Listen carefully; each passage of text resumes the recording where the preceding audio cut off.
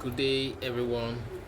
Today we're gonna talk a little bit about world politics. Let's talk about the war between United States of America and Iran.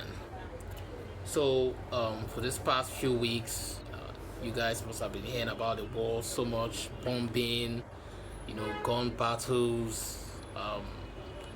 Iran, they killed a lot of protesters, thousands of protesters. They killed them, and America has been fighting them against the nuclear weapon that they are being accused of producing. So they want to upgrade their nuclear program into a weapon which United States of America cannot allow it by the leadership of President Donald Trump.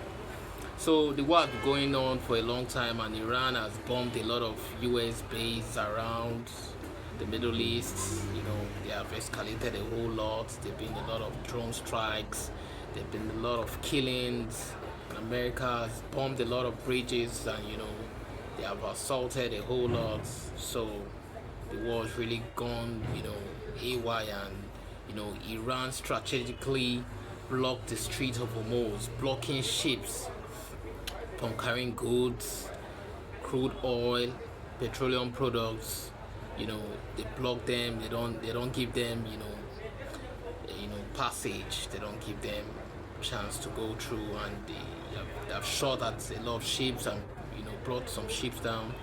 So Iran has had an edge of blocking the Strait of Hormuz, causing prices of crude oil, petroleum products to go up, prices of petroleum products to go up. So that will has caused increase in prices of goods and services, increase in prices of fertilizers. um, it's really touched almost the whole part of the world, and the whole world is feeling it, and it's crazy. So luckily, there's been a ceasefire agreement between the United States and Iran, and some of the stops contained in the ceasefire agreement is to stop direct attack, no missile strikes, drone strikes, or direct military confrontation. Both sides are expected to hold their position, reduce proxy violence. Iran is expected to limit actions by allied groups in the militaries and in the Middle East, like the Hezbollah, because there are a lot of talks, and a lot of intelligence have said the Iran, the sponsor Hezbollah and their activities. So the US is expected to avoid targeting Iranian-linked forces unless provoked. Open negotiation windows.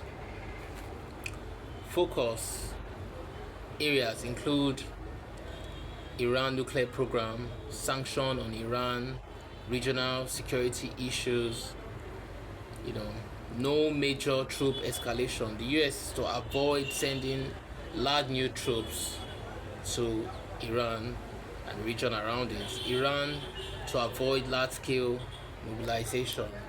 So the ceasefire agreement, actually, the US announced ceasefire on the 7th of April, and Iran obliged on the 8th of April.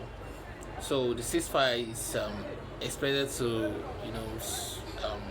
elapse in 2 weeks, which is about 23rd of April, which is a few days from now. So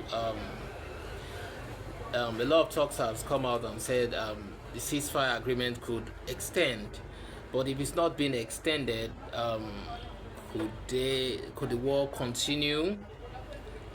Could it continue? And because the world is really feeling it, and they want prices of petrol to go back to where it was, or even go lower.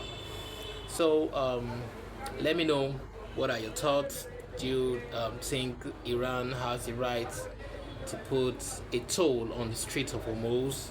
Because That's one of the things that they have been doing. They're putting tolls on the Strait of Hormuz.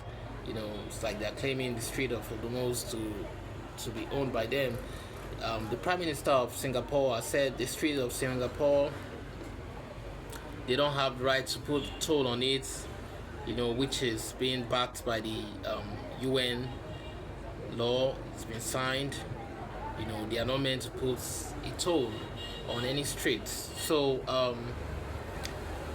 let me know your thought. Do Iran have the right to put a toll on the streets of Hormuz? Let me know your thoughts. Do you predict that the war is going to continue? Do you think who do you think will win the war eventually? So let me know your thoughts. So I'm also going to talk about in my next video the war between or let me say the assaults of Israel in Lebanon. You know, so let me know your thoughts. If you're watching this video for the first time, I want you to subscribe, like, comment, you know, share.